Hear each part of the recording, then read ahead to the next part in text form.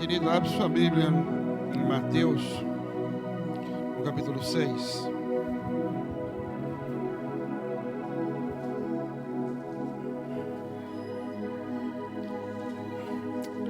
Verso 33. Diz assim: mas buscai primeiro o reino de Deus e a sua justiça, e todas essas coisas vos serão acrescentadas. Não vos inquieteis, pois, pelo dia de amanhã, porque o dia de amanhã cuidará de si mesmo, basta cada dia o seu mal. Quando Jesus está falando isso aqui, o contexto em que Jesus está falando, ele está falando sobre ansiedade. E ele começa a falar: não fique ansioso pelo que você vai comer ou beber amanhã. E, queridos, eu tenho conversado bastante com o Manuel, e é bom porque o Manuel como ele não é do Brasil, então ele tem uma visão zerada, né? Ele tem zero preconceitos sobre julgar situações com os nossos olhos. Ele olha de um ponto de vista totalmente diferente. E aí ontem a gente estava conversando à noite, ele falou: é verdade. Ele falou aquilo que você sempre fala: é impossível a gente transformar as coisas, a gente viver o evangelho se a nossa mente não for transformada, porque a nossa mente vai repetir as mesmas coisas sempre. E com relação a como nós lidamos com dinheiro, nós podemos ler a Bíblia, querido, quantas vezes forem. A Bíblia, ela é clara, ela é muito rasgada a respeito disso, mas não se trata de fazer força. E não quer dizer que não vai te custar, que não vai ser doloroso, mas se a mente não for mudada na forma como... Se a gente não conseguir olhar para a Bíblia, olhar para a palavra, olhar para todos os assuntos que Jesus trata com os olhos de Jesus, ou seja, a gente tentar entender o que Jesus está dizendo com os nossos olhos, a gente não vai conseguir. Não se encaixa. A Bíblia fala que é loucura aos nossos olhos o que ele diz. E realmente é.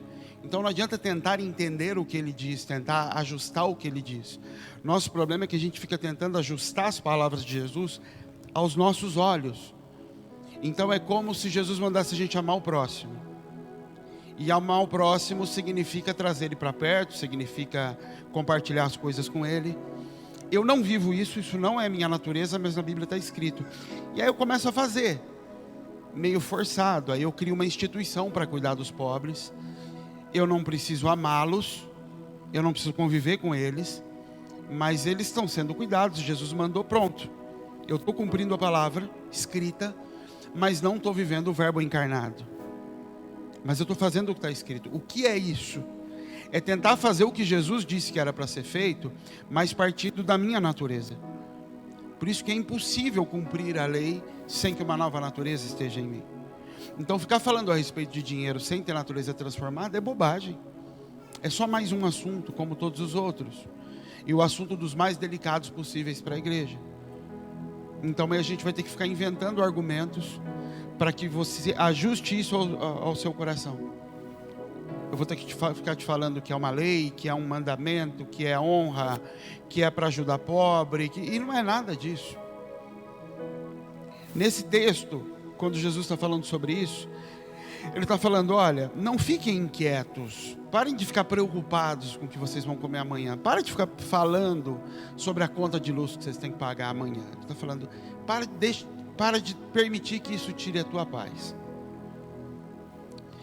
Ele diz: porque todas essas coisas, os gentios, aqueles que não conhecem Jesus, que não andam com Jesus, eles também fazem desse mesmo jeitinho. E o Pai de vocês sabe que vocês precisam disso. Então ele diz: ó, é realidade, vocês precisam, igualzinho os outros precisam. Vocês estão na terra, todo mundo precisa. Mas isso não é motivo para ficar gerando preocupação e tirando a paz, porque o Pai já sabe. Aí ele fala: qual é a fórmula para isso? Buscai primeiro o reino de Deus e a sua justiça. A palavra primeiro aqui é próton, no original grego. Significa assim, ó, o primeiro em tempo ou lugar. Em qualquer sucessão de coisas, em qualquer lista de pessoas, primeiro em posição, influência, honra, chefe principal. Então quando ele está falando buscai primeiro o reino de Deus, ele está falando assim: o reino de Deus vem antes de tudo, até da tua família. Ele é a primeira coisa. Buscai o reino e a sua justiça. Reino e sua justiça não é a igreja. Buscai o reino e a sua justiça não é buscar a igreja, os propósitos da igreja, os trabalhos que a igreja faz. Buscar o reino é estabelecer o governo de Jesus na terra. É mostrar Jesus nessa terra. É mostrar que ele voltou a governar esse lugar assim como era no Éden. Ele diz, busca isso primeiro. Então qual é a fórmula para você não se preocupar no dia seguinte? Como Jesus disse, não fica preocupado com o dia seguinte. Então faça o seguinte: busque o reino em primeiro lugar. Não é busque a Jesus em primeiro lugar. Buscar o reino de Deus e as coisas serão acrescentadas. Não é busque a Jesus, busque a Deus, ore muito e as coisas serão acrescentadas. Não, busque o reino. Coloque a manifestação de Jesus em primeiro lugar. E a sua justiça. Justiça é dar ao outro o que é direito do outro. O que é direito do outro não é o que ele plantou, é o que você plantou. O direito do outro é a outra face tua quando ele dá um tapa em uma. O direito do outro é a túnica depois que você já deu a capa. É isso que ele está dizendo. É mostrar Jesus para o outro. Ele falou, faz isso antes de qualquer outra coisa. Antes de pensar em comer. Assim como Elias falou para a viúva, dá a minha parte primeiro e aí a tua vai acontecer. Fala, buscai o reino de Deus e a tua justiça. E todas as outras coisas vos serão acrescentadas. Acrescentadas aqui no original é adicionadas. Jesus vai vir e adicionar as outras coisas. E ele termina dizendo assim: deixe que o dia seguinte cuide de si mesmo. A cada dia basta o seu mal. Ou seja, Jesus está dizendo que não tem resposta para amanhã. A porção da misericórdia de Deus, ela se renova toda manhã, não toda semana, não todo dia 30.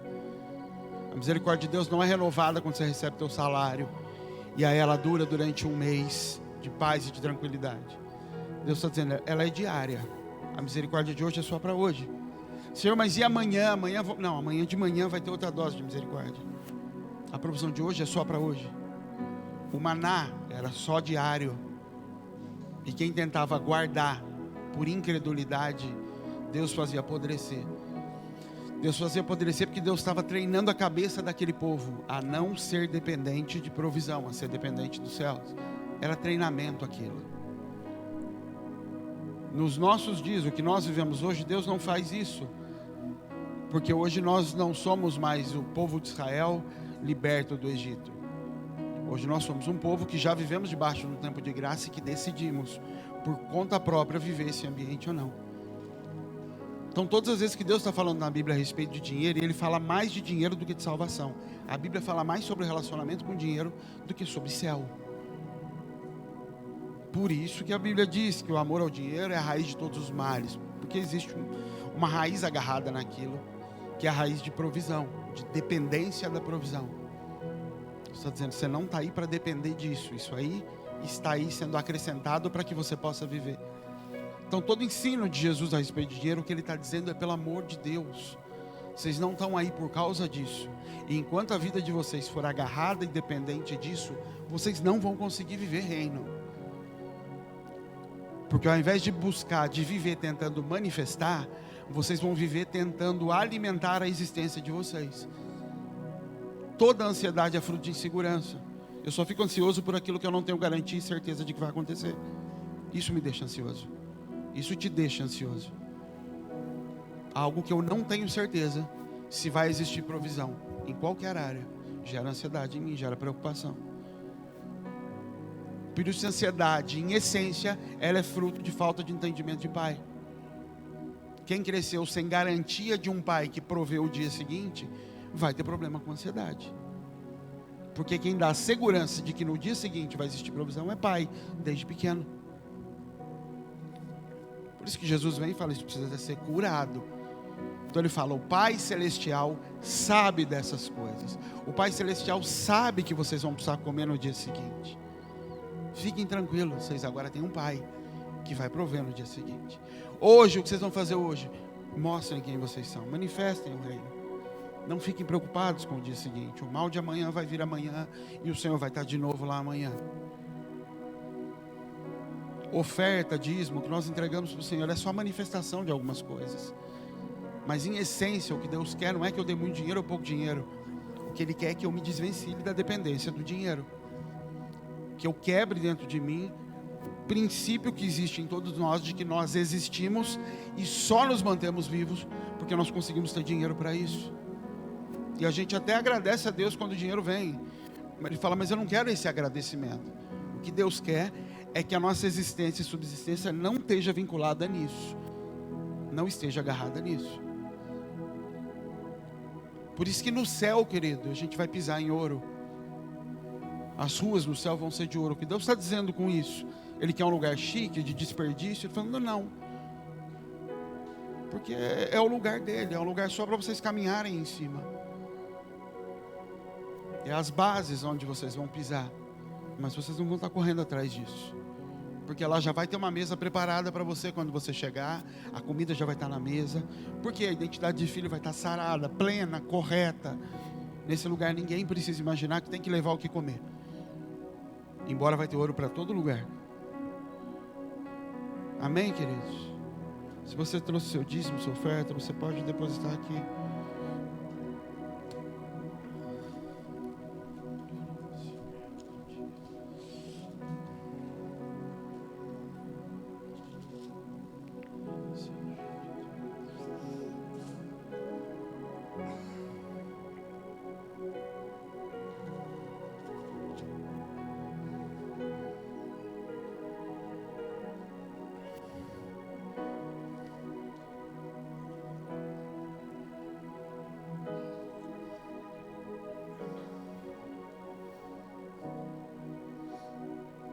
Volta a sua Bíblia comigo lá em Gênesis.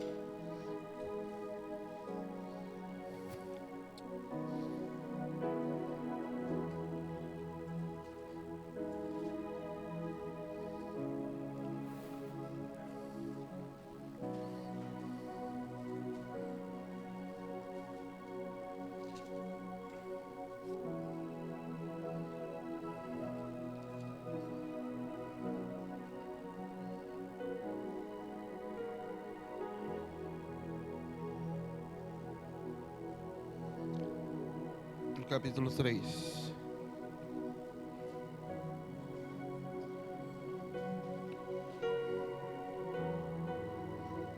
No verso 8.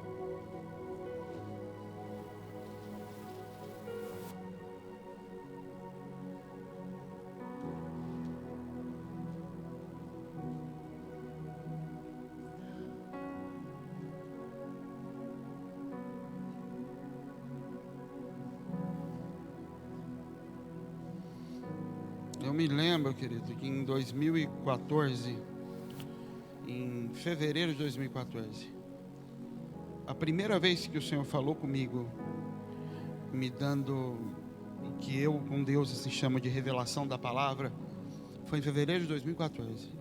A gente já tinha ministério, já há 3 anos a gente já fazia o trabalho com os moradores de rua, com caso de recuperação, a gente ainda estava na outra igreja.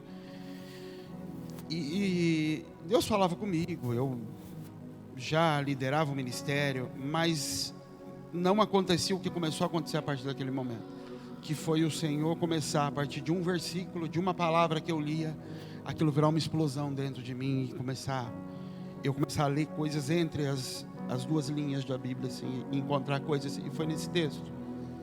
Eu me lembro que eu estava ouvindo pela internet, não lembro, um dia de convenção dos filhos lá de Santa Catarina, e estavam falando sobre paternidade, e quando acabou e estava lá na ministração final e o pastor orando pelas pessoas, eu fui lá para a sacada do apartamento, eu ainda morava no Parque Prado, e sentei numa cadeira ali, eu estava meio doido com a mensagem, e Deus começou a falar comigo ali, em cima de relacionamento, de que o Senhor, a essência de Deus era relacionamento, de que o propósito essencial de Deus ter criado o homem era um só. Deus queria se relacionar com o homem.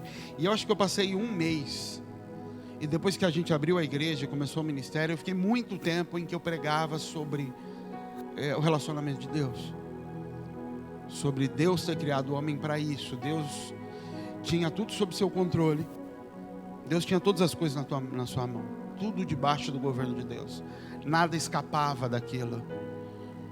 E Deus resolveu correr um risco. O homem é o risco de Deus, porque o homem foi o primeiro ser com quem Deus compartilhou 2 coisas. Deus compartilhou autoridade e compartilhou governo. Satanás tinha autoridade, mas não tinha governo. Então quando Satanás cai, ele leva com ele o que estava debaixo dele, mas ele não tinha imagem de Deus. Então ele não tinha capacidade de tocar em coisas que estavam acima dele. O homem, quando Deus faz o homem, Deus coloca o homem num patamar acima do lugar de Satanás, porque Deus compartilha imagem com o homem. Então agora quando o homem cai, o homem leva consigo tudo o que Deus criou junto com o homem, ou seja, toda a terra cai junto com o homem. Os céus todos não caíram junto com Satanás, mas a terra toda caiu junto com o homem. Então quando Deus vai fazer isso, quando Deus vai pegar esse homem, vai dar forma a esse homem, nós já existíamos dentro dele, e Deus resolve tirar de dentro, dar forma e colocar na terra, igual a mulher dá forma numa criança no ventre. Deus corre um risco muito grande, porque ele está compartilhando com esse homem a capacidade de corromper muita coisa. Você como mulher, você já carrega aí dentro todos os óvulos, já está em você, desde que você nasce, você não produz mais óvulos. Então todo o seu potencial de gerar, já está aí, desde que você nasceu, isso não é aumentado. Você é quem vai decidir se submeter, se sujeitar a um homem que vem sobre você e lança semente em cima desses óvulos, e eles vão se manifestar. Então quando você ouve mulheres hoje dizendo assim: ah, eu não quero ter mais filhos, não, eu não quero ter filhos, eu quero ter um só. Por quê? Ah, porque está muito complicado, porque é tudo muito caro, porque o mundo está acabado, porque... O que ela está dizendo com isso?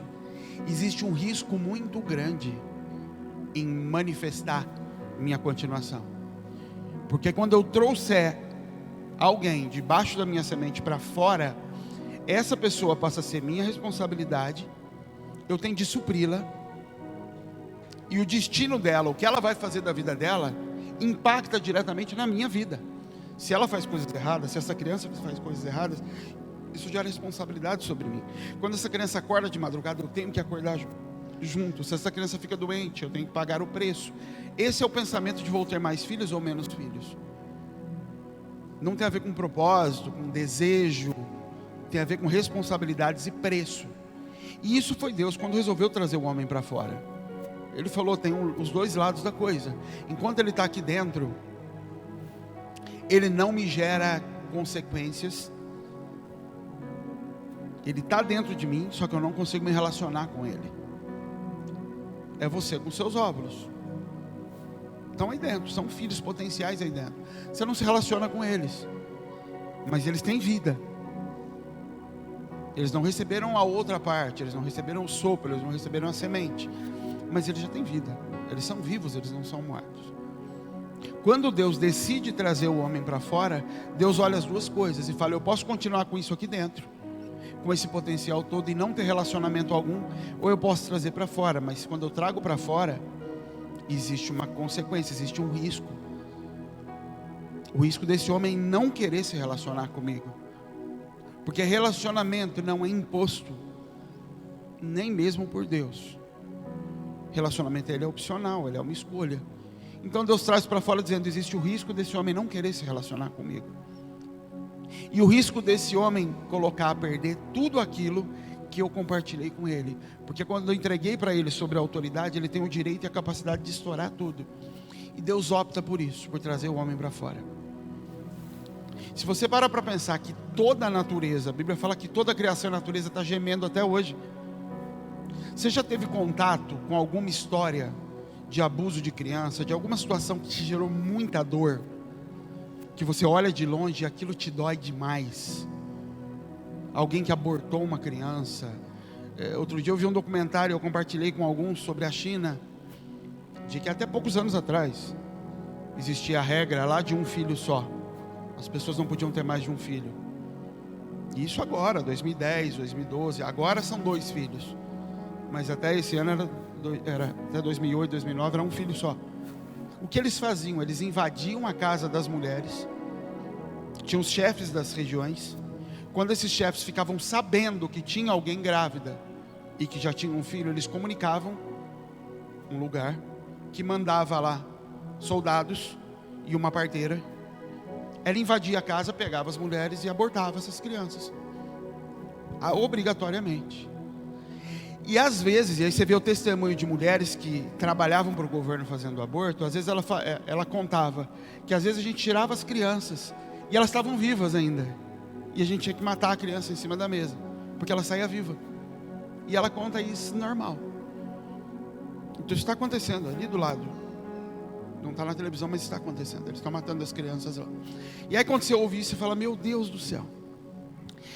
Se para você ouvir uma história assim, ou coisas assim, isso pode gerar uma repulsa, você imagina aos olhos de Deus, que assiste todas essas coisas. Diariamente Ele assiste todas essas coisas. Nesse minuto Ele está assistindo, em alguns lugares, um pai na cama de uma filha, criança, abusando dela. Em alguns lugares está acontecendo. Deus está assistindo isso. Esse foi o risco que Deus correu no dia que Ele abriu para fora para o homem, para que o homem fizesse escolhas a respeito de relacionamento, de quem ele ia ser. Por que é que Deus... Essa é a pergunta que você vai ver pessoas no mundo te fazendo, né? Se Deus é bom, por que Ele deixa acontecer as coisas? A pergunta não é porque Ele deixa porque Ele te deu escolha. A pergunta é por que Ele trouxe isso para fora, sabendo, na sua onisciência, que toda coisa ruim ia acontecer, que tanta coisa ruim ia acontecer. Por que Deus, na balança de pesos, Ele coloca toda a desgraça de um lado? O que tem do outro lado que faz com que ainda assim Ele fala: mas vale a pena? E para Ele tem uma coisa só: relacionamento. Eu vou poder me relacionar com Ele se Ele quiser. E toda essa dor, Ele fala, essa dor toda vai passar. Eu vou recompensar a quem sofreu as dores. Eu vou recompensar quem praticou as dores no final. Mas o que vai valer a pena em tudo isso é relacionamento. Eu vou poder relacionar com você. Então tudo que a gente vive, de bom e de ruim, tudo que você vive diariamente, todas as dores, todos os traumas, para que isso, Deus? Por que isso?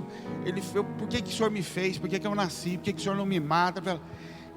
Eu podia ter feito tudo isso que você falou, mas eu não ia ter o prazer da tua companhia. Eu não ia ter o prazer de conversar com você, de sentar e falar com você. Eu não ia ter o prazer de transferir para você minha identidade. Eu tenho 4 filhos, o José é homem, e eu olho para ele de um jeito diferente. Eu nunca tive sonho de ter filho homem na vida, assim, de negócio do homem, querer ter um homem, eu nunca tive. Sempre quis ter menina. Quando a Clara nasceu, a gente até achava que era um menino, mas veio a Clara e eu nunca tive esse negócio de, o meu filhão. Quando Deus disse que ia me dar um filho homem, sim, aquilo acendeu dentro de mim por causa de um propósito. E eu queria ver o propósito acontecer. Mas hoje, quando eu olho para ele, e por entender descendência, e que ele vai carregar o sobrenome, e que ele vai levar, e que ele pode casar com quem for, ele tem a capacidade de transformar essa mulher.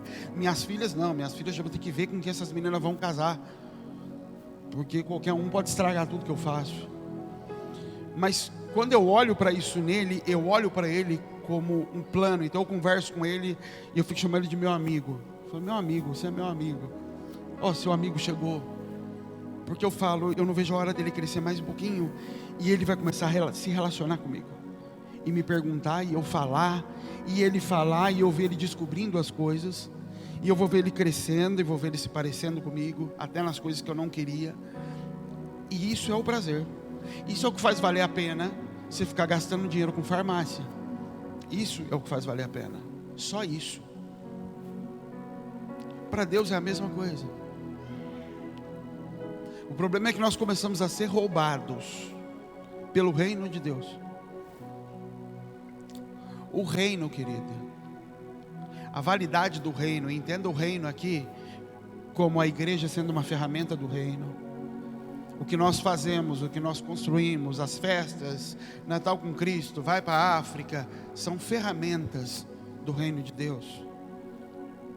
O reino é algo que Deus colocou sob nossa responsabilidade para levar outros para poder se relacionar com Ele. É isso. O reino não é a essência e o propósito da minha e da sua vida. O reino é uma responsabilidade da nossa vida, não o propósito da nossa vida. O propósito da nossa vida é nos relacionarmos com Jesus. O propósito da nossa vida é ser parecido com Ele a ponto de gostar de falar com Ele. A melhor comparação para isso é casamento. Porque a mesma coisa que acontece no nosso relacionamento com Deus é o que acontece dentro do nosso casamento. Tudo que é manifesto aqui na terra, que acontece aqui na terra, é só reflexo de algo que já foi liberado no céu. O seu casamento aqui, se você tem uma esposa, teu casamento aqui não é Deus permitindo que você tenha um outro corpo para te esquentar à noite. É Ele falando que você está manifestando algo que está no céu. E no céu existe uma profecia do noivo com a noiva. Então Jesus fala, profetiza isso aí na terra. Porque quando o noivo se encontra com a noiva, ela gera filhos. Quando Jesus se encontra com a igreja gera filhos. E o propósito da igreja é gerar filhos. Para quem? Para Jesus, não para ela. O propósito da igreja é entregar os seus óvulos, para que Jesus possa liberar sua semente em cima. E depois que ela dá a forma, ela entrega para Jesus. Por que é que alguém se casa? Ninguém se casa porque está doido para ter um boleto de aluguel para pagar. Você não casa por isso. Você casa por quê? Porque você deseja o outro. Você passa a desejar o outro, e aí você quer ficar unido com o outro para sempre. E aí quando você está noivo, e eu lembro quando estava noivo, a gente ficava tendo conversas, não vejo a hora de a gente casar, né? A gente vai dormir juntinho. Quem vai abraçar na hora de dormir, vai para o outro lado, lugar de espaço. Mas você tem sonhos de que... Por quê? Porque o único propósito que você vê no casamento é relacionamento. Vamos ficar vendo filme à tarde. Oh Jesus, não vê nem.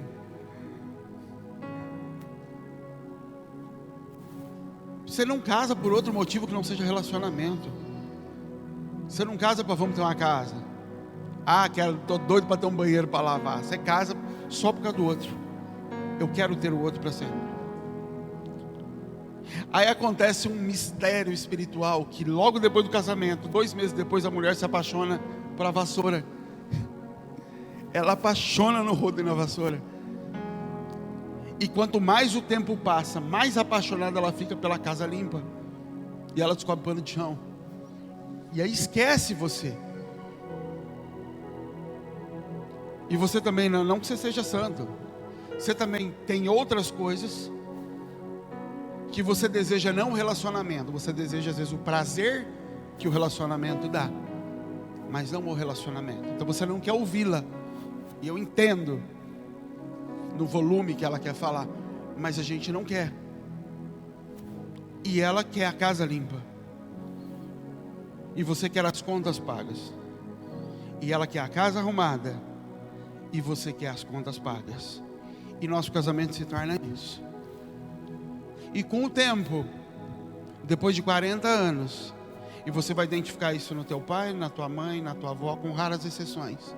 São 2 criadores de filhos que não se tocam, não se beijam, nem falam mais a mesma língua. Ela olha para ele e fala, filha, seu pai está louco, seu pai é doido, deixa ele lá. E ele olha para ela também, e ela é a serviçal da casa, e pronto. Esse é o casamento.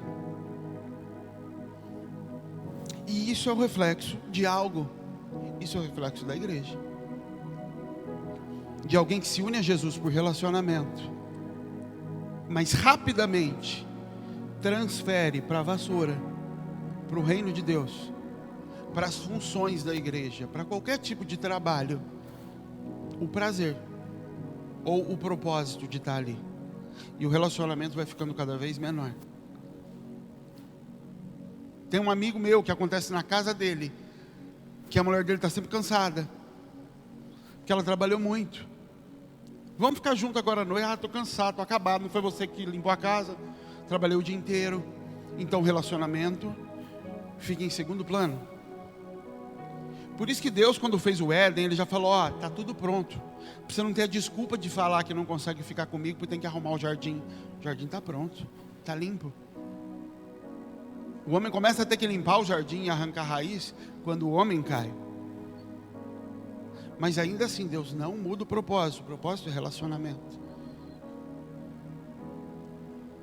Mas cada vez mais nós vamos ver igrejas que tem mais e mais eventos, mais e mais coisas sendo feitas, e menos cultos de oração. Então tem culto para tudo, tem culto para empresário, tem culto para mulher, culto para adolescente, para jovem, para corintiano, para palmeirense, culto de todos os tipos. O de oração não existe mais, porque oração, relacionamento é um detalhe. Quando Deus fala da casa dele, Ele fala: minha casa será chamada casa de oração, não é casa de mais nada.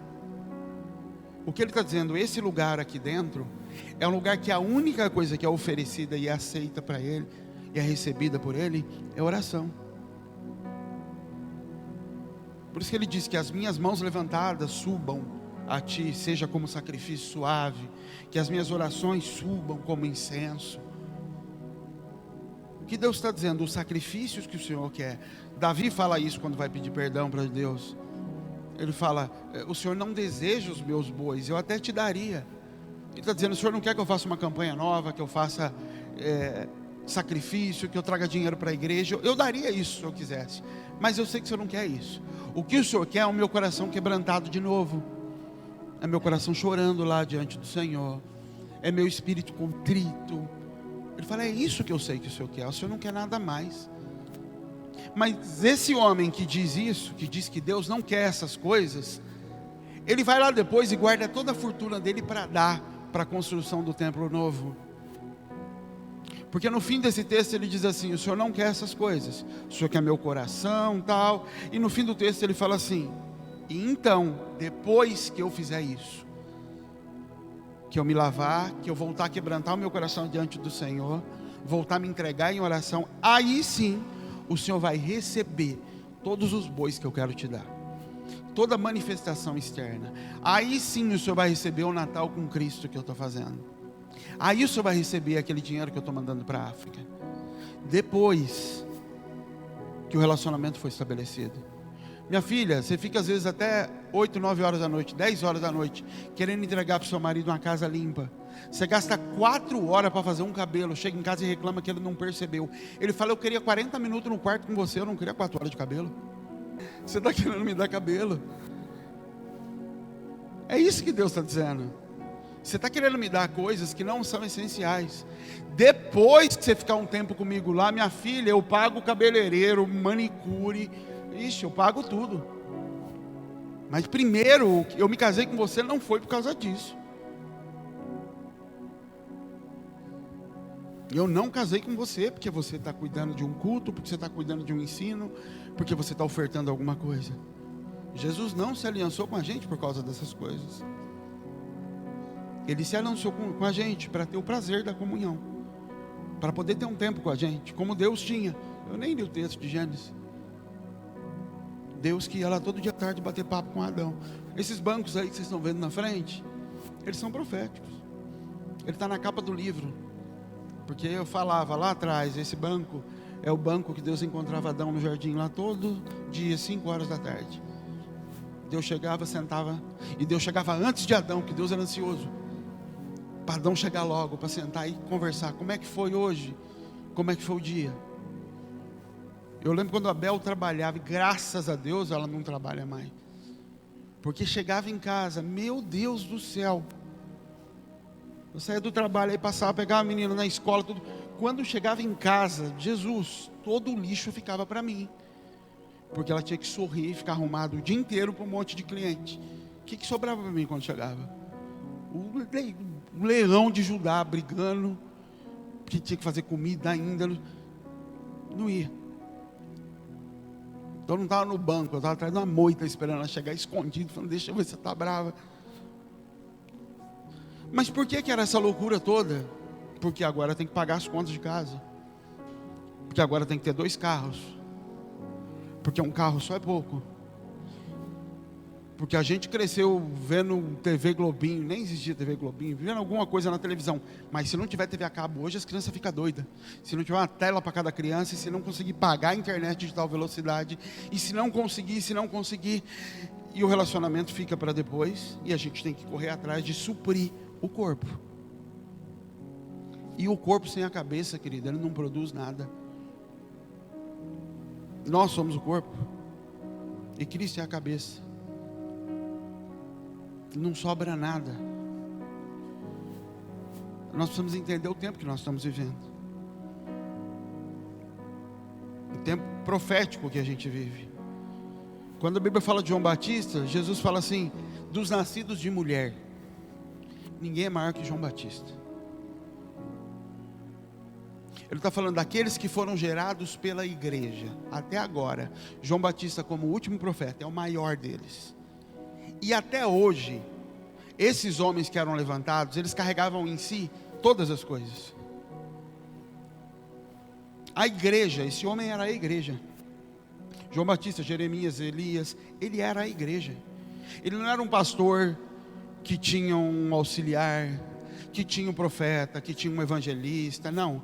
Ele era a igreja completa em si. Ele pastoreava, ele executava juízo, ele chamava o pão do céu, ele dividia o pão, ele trazia a palavra profética, conduzia o povo. Esses eram os profetas. Eles manifestavam em si a figura completa de Deus. Por isso que o primeiro deles, Moisés, Deus fala, você vai ser Deus. Moisés, você é Deus. E seu irmão é boca de Deus. Então Jesus, quando vai falar de João Batista, ele fala, desses aí, que foram gerados por mulher, para a manifestação de Deus, João Batista é o maior. E aí João Batista, nessa figura, vai fazer uma denúncia, que é a denúncia dos dias de hoje. Ele vai denunciar que um homem, um líder, está se deitando com a mulher do irmão mais velho, Herodes. Herodes tinha tomado para si a mulher do irmão mais velho dele, e se deitava com ela. Isso é pastores se deitando com a noiva, se deitando com a esposa de Jesus. E aí Deus levantando homens para enfiar o dedo e falar, está errado, você não pode fazer isso. Você não pode fazer isso, não é lícito que você faça isso. Só que a noiva, a igreja, gosta disso.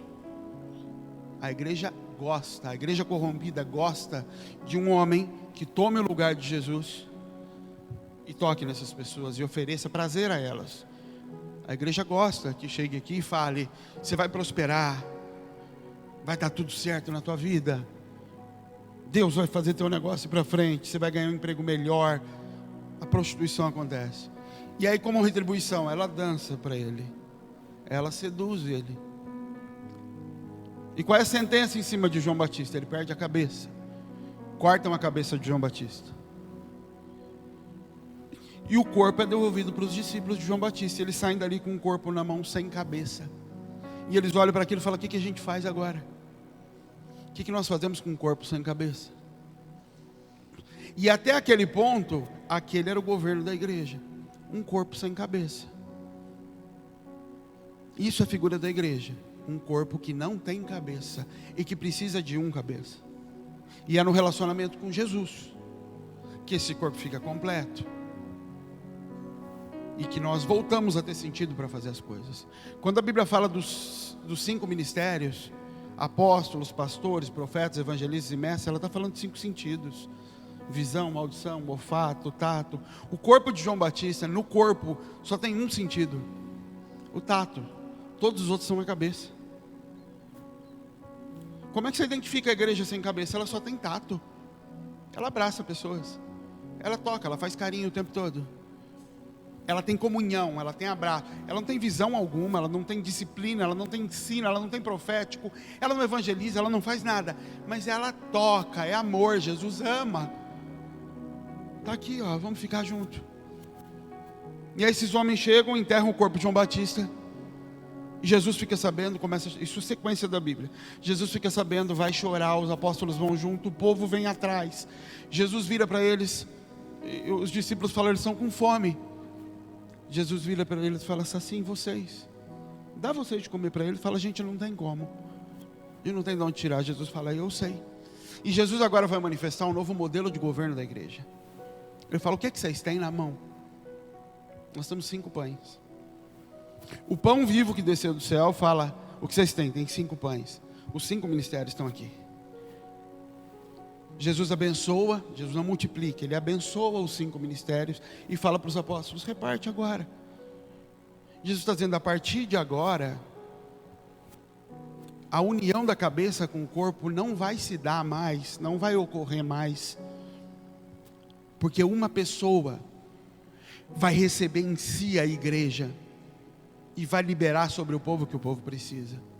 A partir de agora, a manifestação do corpo vai ocorrer quando vocês pegarem os ministérios, pegar o que eu entreguei para vocês, levarem diante da cabeça, diante de Jesus. Ele abençoa aquilo que Ele entregou, e com isso vocês conseguem suprir tudo o que acontece. Jesus não fala simplesmente, repartam. Ele fala, eu preciso abençoar isso, porque senão é um corpo sem cabeça, que não sabe para onde vai, que não ouve direção alguma mais. O problema é que nós tomamos os 5 ministérios com o tempo. Você tomou o seu ministério, tua função, teus sonhos, promessas que Deus te deu, mas deixou de ir em Jesus. O relacionamento com Ele se perdeu. Mas você tem aquele ministério, você tem aquela função, mas ela não tem mais vida.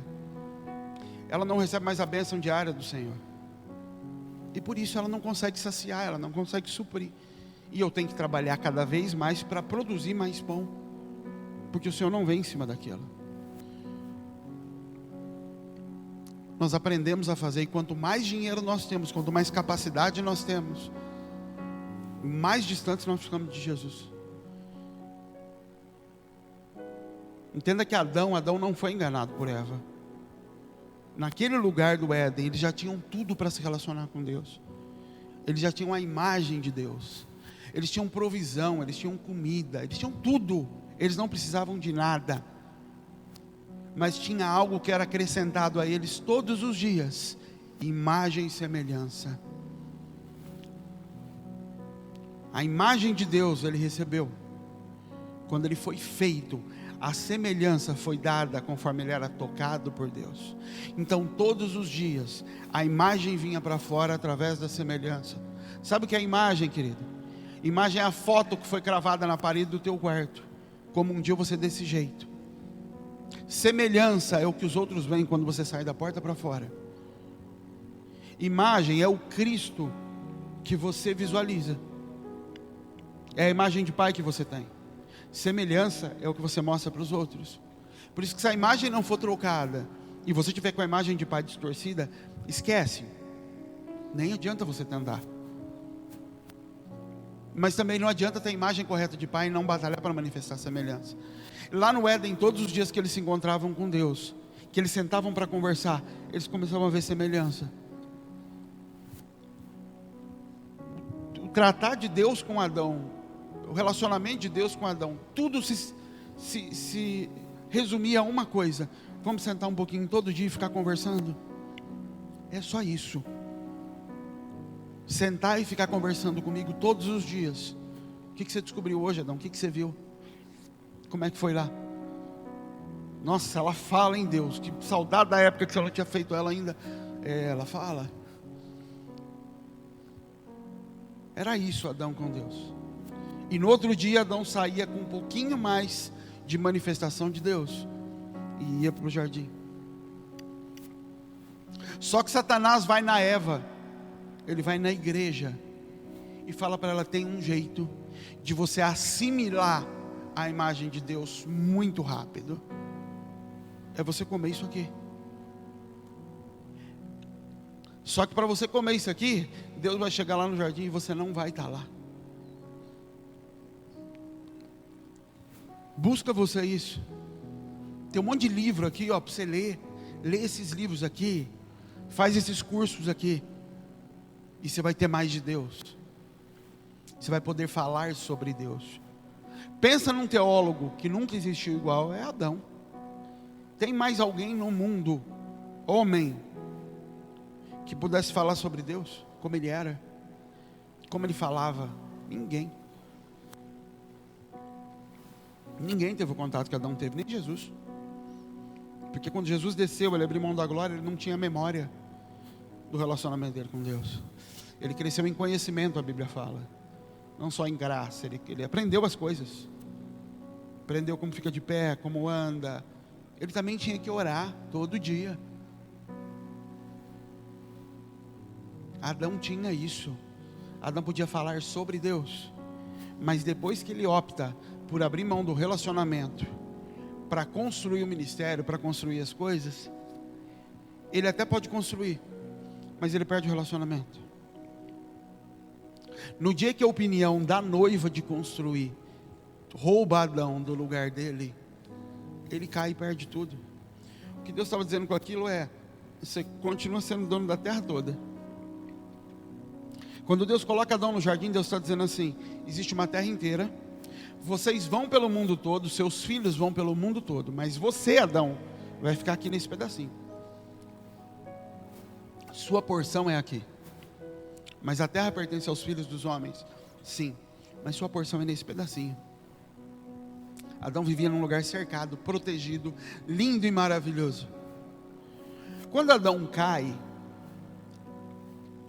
então imagina assim, ó, esse tapete aqui é o Éden, e Deus fez tudo, a casa inteira, para o tapete é o Éden. Fica aqui dentro, tem tudo aqui dentro para você comer, para você viver. Eu estou aqui com você, maravilhoso. Não pode sair, não, vai sair para quê? Adão nem tinha curiosidade do lado de fora, estava muito bem. Quando Adão cai, Deus toca ele daqui. Para onde você vai agora, Adão? Para onde você quiser. Você tem a casa inteira para ir. Você pode semear na casa inteira, você pode plantar na casa inteira, você pode colher na casa inteira, você pode escolher onde você vai dormir, mas eu não vou estar em nenhuma dessas coisas. Ou seja, você escolheu entre ser como Deus, ter a visão de todas as coisas, ter o domínio de tudo, acessar lugares que já existem, sim, mas eu não vou junto. Eu estou lá, nesse lugar. Então quando Deus nos mostra ministério e lugares para crescer, Ele está dizendo, ó, aqui dentro, nesse pequeno espaço aqui, e esse pequeno espaço tem regras, tem horários, tem uma série de coisas. Esse pequeno espaço aqui, ele é sustentado pelo relacionamento. O diabo também está aqui dentro, ele passeia aqui todo dia, vê o que você está fazendo, vem falar no teu ouvido. O que você tem que fazer com esse espaço? Proteger, porque Satanás está rondando. Guarda esse lugar, e você tem que lavrar esse lugar. Você tem que fazer esse lugar produzir alguma coisa.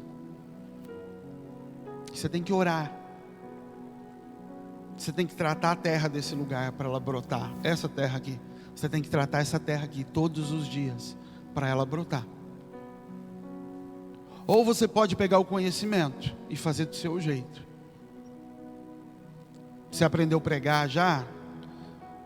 Você já aprendeu como ensinar? Você aprendeu como atrair pessoas? Você pode sair desse ritmo daqui e ir para o mundo inteiro. Produzir isso. Se você vai atrair pessoas, e muitas. Jesus diz, mas só que eu não estou lá. E lá não precisa de relacionamento.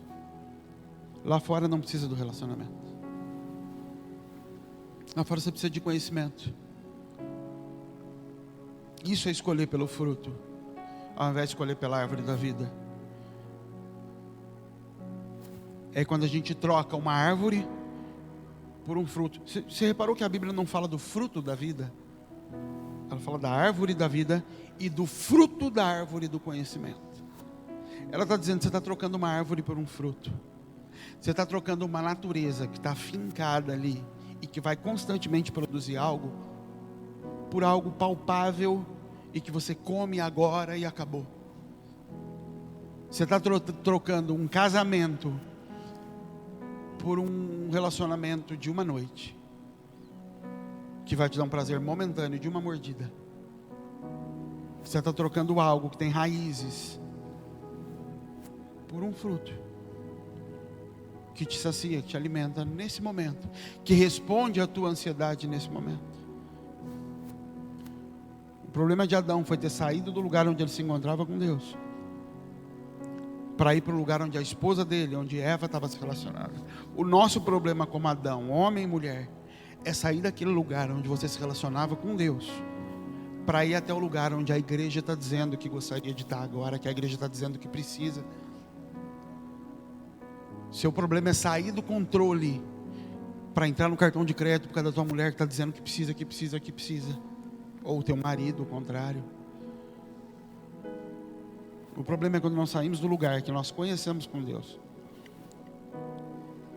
para ir para outros lugares e que eles não podem coexistir, querido. Mas você não vai encontrar Deus nesses lugares. Ele vai porque a misericórdia dele cobre esses lugares. Mas o lugar do relacionamento com Deus é sempre o mesmo. Adão cai num jardim. Jesus, quando vai se entregar, ele vai para um jardim, para o Getsemane, e ali ele ajoelha, e ali ele fala: minha alma está triste. E ele se entrega num jardim. O que ele está dizendo: eu vou me sepultar no lugar onde a árvore tem que nascer de novo. E quando ele ressuscita, a Bíblia fala que ele ressuscita num jardim novo, onde ele foi sepultado.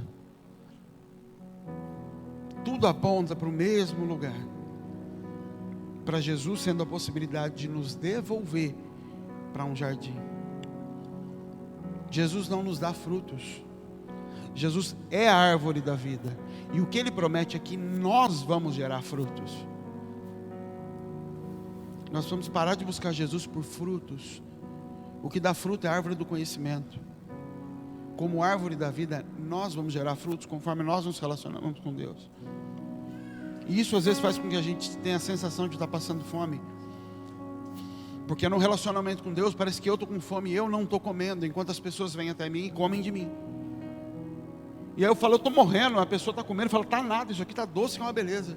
E você acha que está morrendo, porque essa é a natureza de Jesus. Ele morre enquanto outros estão ganhando vida. Enquanto Jesus está crucificado e fala: Pai, entrega o teu espírito, suspira, covas começam a abrir e defuntos começam a levantar. Porque o relacionamento com Deus é o relacionamento com uma árvore, não com uma cesta de frutos. O conhecimento te faz se relacionar com os frutos.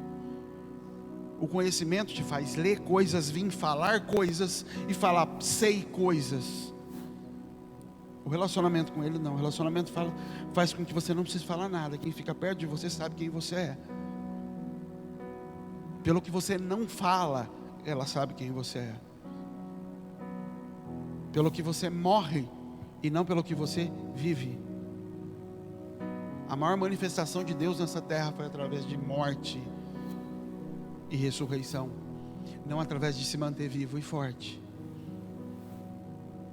O conhecimento, a árvore do conhecimento vai nos ensinar que quando eu como, que quando eu recebo, eu estou sendo forte. E por isso Paulo fala: quando você acha que está fraco, é aí que você está forte. É naquele momento que você está se entregando que você está se fazendo forte. Porque é no momento em que você está se sentando para falar com Ele, para ficar, para se moldar, para se parecer com Ele. É lá no teu quarto, é nos momentos de oração. É nos tempos em que você gasta com Ele e não fazendo para Ele. Você se torna um com a tua esposa quando você se deita com ela, não quando vocês constroem patrimônio. Por isso que Jesus deixou para nós de: vocês vão fazer isso em memória de mim. Não é: vocês vão cuidar dos pobres em memória de mim. Quando vocês cuidarem de pobres, lembrem de mim. Não. Quando vocês salvarem vidas, não. Quando vocês tomarem da ceia, quando você tomar do meu corpo, lembra de mim.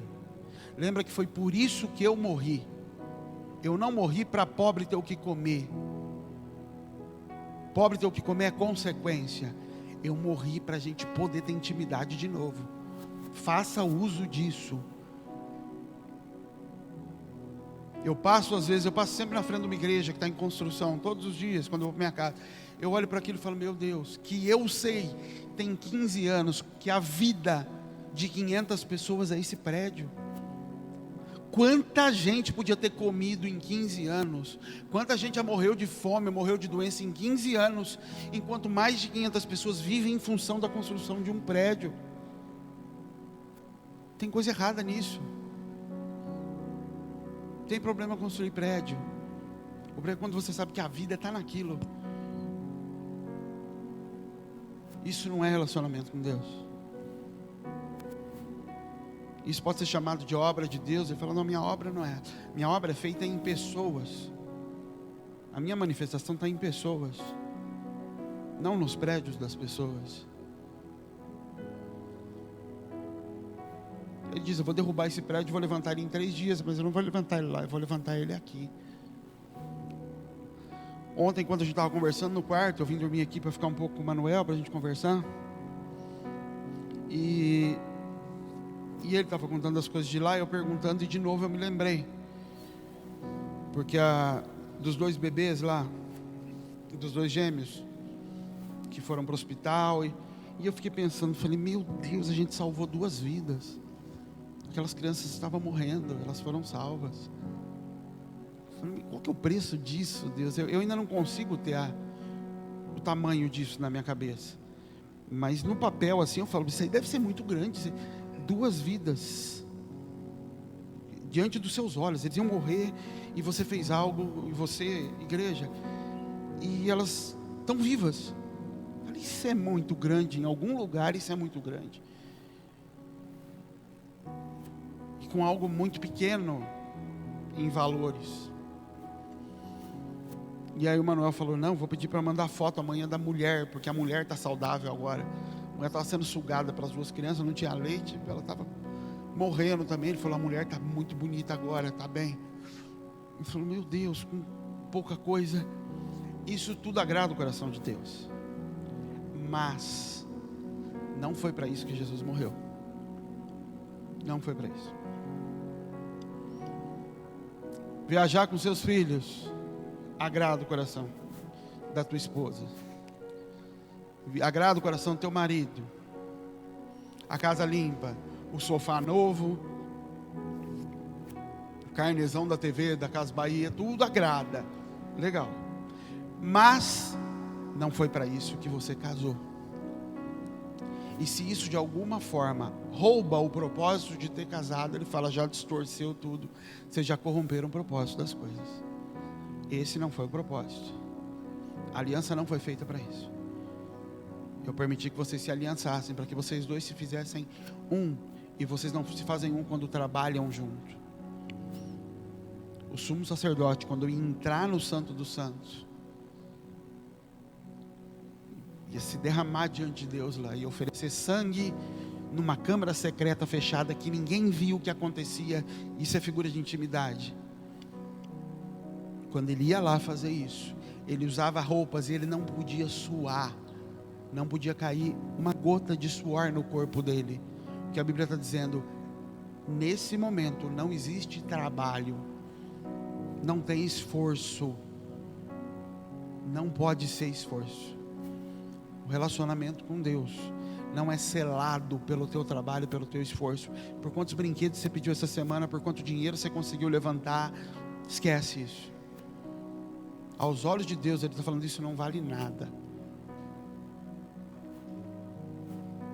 Qualquer coisa que te rouba do lugar de intimidade está corrompendo a relação com o teu marido, está corrompendo a relação com Deus. Então, minha filha, larga essa vassoura, larga esse jogo de futebol. Não foi para isso que houve aliança. Por isso que o diabo luta tanto pelo vínculo de homem e mulher depois que casa. Antes de casar quer se pegar, que não consegue nem ficar perto. Depois que casa mal consegue olhar um para a cara do outro e não quer. Principalmente a mulher para com o homem, que é a figura da igreja para com Jesus. Ela não quer, ela não tem mais desejo, ela não tem vontade. Mas quando não podia, queria, sim. Porque é o inferno lutando para que isso não aconteça. Fica de pé, querido, para a gente orar um pouco.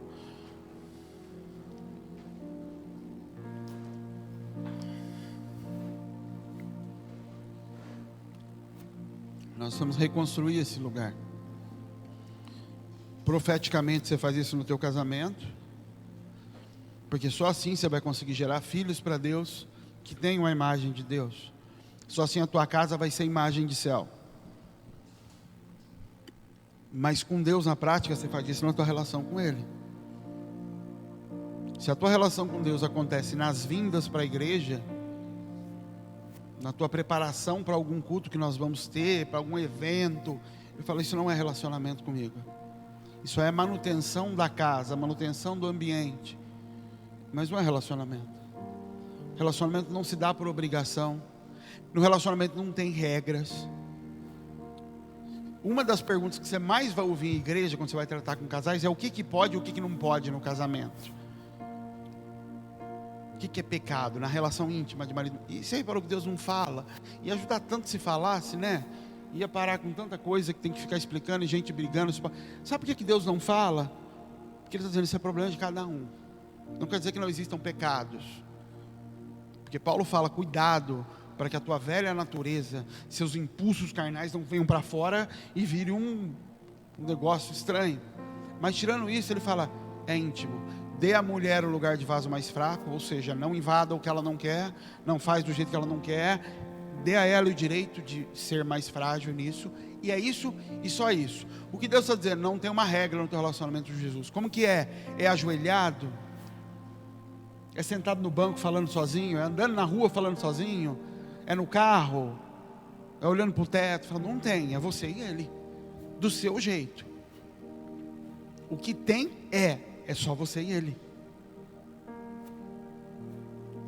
Ah, mas e a vigília? A vigília não é só vocês dois. Não, aqui é público. Sim, mas ele está dizendo, mas tem que ter um tempo, você e ele. Tem que ter um íntimo. Você pode ir em dois casalzinhos no cinema e ficar abraçadinho, mas tua esposa virar uma hora e falar, ô filho, vamos sair só nós dois também. Ou teu marido vai falar, larga essas meninas, vamos sair só nós dois. O Jesus está dizendo, entra e fecha a porta do teu quarto. Faz você com ele, do seu jeito. Durante muito tempo, principalmente no começo do ministério, eu me sentia muito acusado, porque eu vim da Assembleia de Deus. A Assembleia de Deus, orar é se ajoelhar e chorar. E se não chorar, é que tem coisa errada. E pode ser que ainda tenha o Senhor, tem um negócio assim por trás. E eu carregava aquilo, de que orar tem aquele negócio acontecendo. E ele falou, não é nada disso. Não tem uma regra, é do seu jeito. Desde que seja você e ele, só você e ele. Desde que você tenha um tempo diário para isso. Porque Deus ia lá todo dia. Porque o maná caía todo dia. Porque o relacionamento é diário. Porque a misericórdia é diária. Porque o pão é diário. Porque você se deita todos os dias com a tua esposa. Mas sem isso, a casa começa a ruir. A casa começa a perder o sentido. A casa começa a ficar vazia. E daqui a pouco está o pai para um lado vendo televisão, a mãe cuidando das crianças falando mal do marido, a mãe indo para a casa da mãe dela para falar mal do marido, a mãe dela vindo para a tua casa, e aí você já sabe onde isso vai dar. Isso aí é a igreja com Jesus. Jesus vendo televisão, a igreja pulando lá e rodando, e ele fala, é um bando de doido ali, é sua mãe que é doida, olha lá aquele povo rodando. E ele fala, eu nem estou nesse negócio mais. Como é que chegaram nisso? Eu nem sei.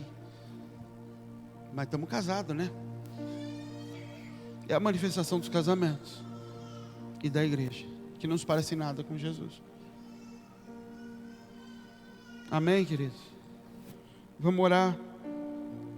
Abaixa sua cabeça, fala com o Senhor.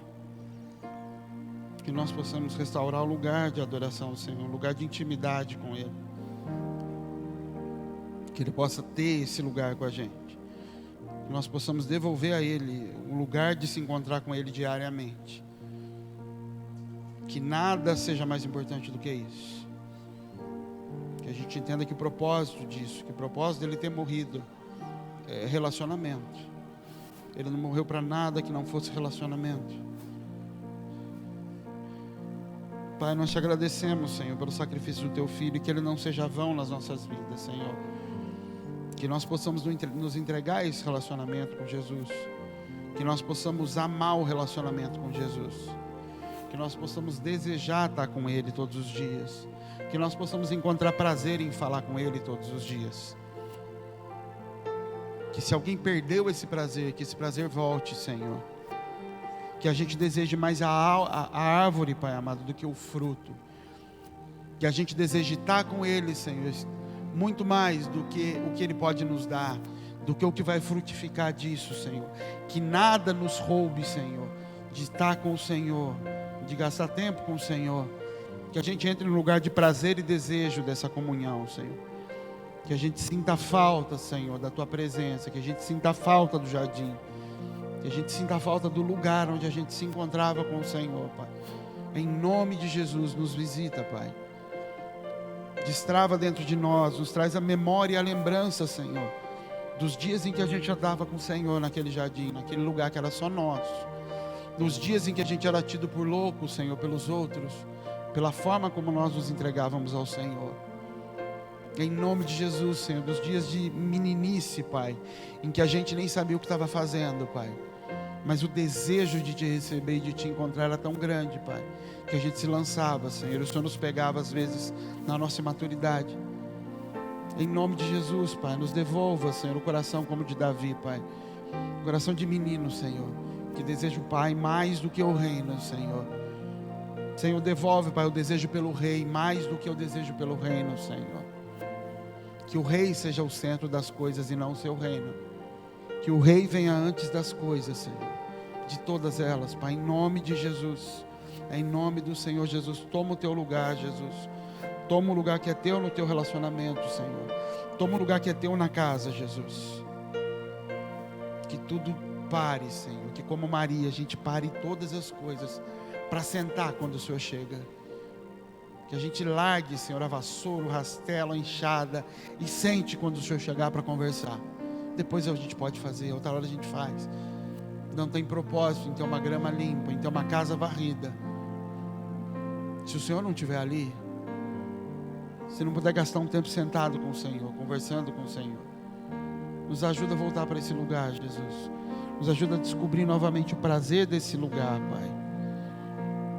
O prazer de Te ter na casa, o prazer de Teu Pai andando na casa. Que isso seja o principal, Senhor. Nos dá prazer na Tua presença, Jesus.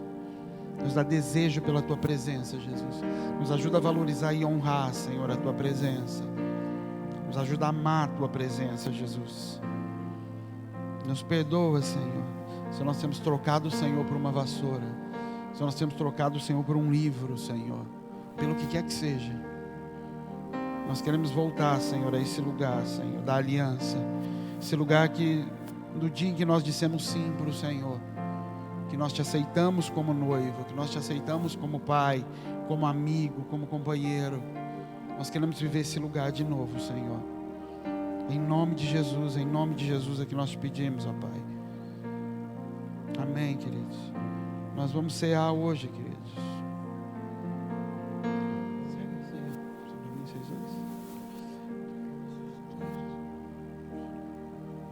Que vontade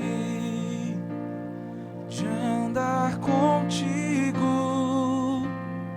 pelo jardim, na viração do dia, pegar em Tuas mãos e voar pela imensidão da terra e Te adorar.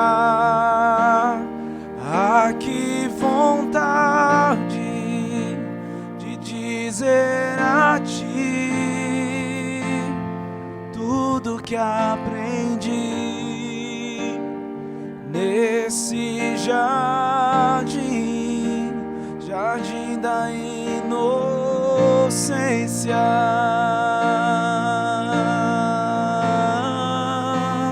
jardim da inocência.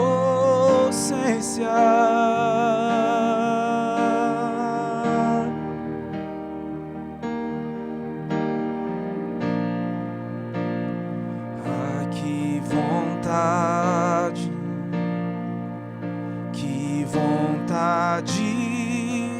de ouvir Tua voz ao compadecer. Ah, que vontade de voltar ao jardim da inocência. Se eu pudesse, voltaria atrás e não faria novamente o que fiz. Troquei minha comunhão pela escuridão da noite, em trevas tornei os meus dias. Ah, que vontade de andar contigo pelo jardim, na viração do dia, pegar em tuas mãos e voar pela imensidão da terra e te adorar. Ah, que vontade de dizer a ti tudo que aprendi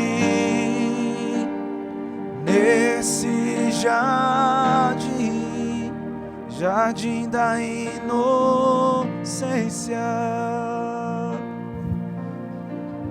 Amém, queridos? Quando o Senhor entregou o pão e o cálice, Ele disse a respeito do pão, Ele falou: esse é meu corpo que é entregue por vocês. Mas depois Ele entregou o cálice, Ele disse: esse é o sangue da nova aliança. Ele estava dizendo assim: eu vou entregar o meu corpo por vocês. Isso fala de carne, isso fala de vida, do que nós fazemos aqui, do que é visível. Mas vinculado a isso existe uma aliança. E essa aliança tem um preço. Não existe corpo sem aliança, querido. Para Deus, corpo sem aliança, pão sem sangue é prostituição, é adultério. Todo toque no corpo sem o relacionamento da aliança é adultério. A igreja que está se relacionando com ela mesma, a igreja que está se relacionando entre pessoas e não tem mais aliança com Jesus, e não anda mais debaixo da cabeça, ela está vivendo em prostituição. Isso é homossexualismo. Igrejas se relacionando com igrejas sem a presença do noivo. As duas coisas estão vinculadas. Ele diz: o corpo é entregue, mas debaixo de uma aliança que vai ser feita. Coma do pão, querido, e tome desse cálice, entendendo o propósito disso, amém?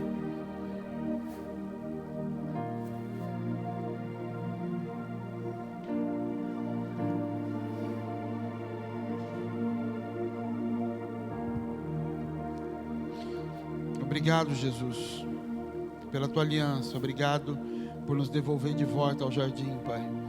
Por nos devolver de volta a esse lugar de relacionamento. Por nos permitir acessar esse lugar de novo, Pai. Por abrir a porta, Senhor. Por nos dar um novo e vivo caminho de volta para o Pai. Em nome de Jesus, que nós possamos entrar nesse lugar e não sair mais, Senhor. Que nós possamos diariamente nos encontrar com o Senhor no banco, Pai.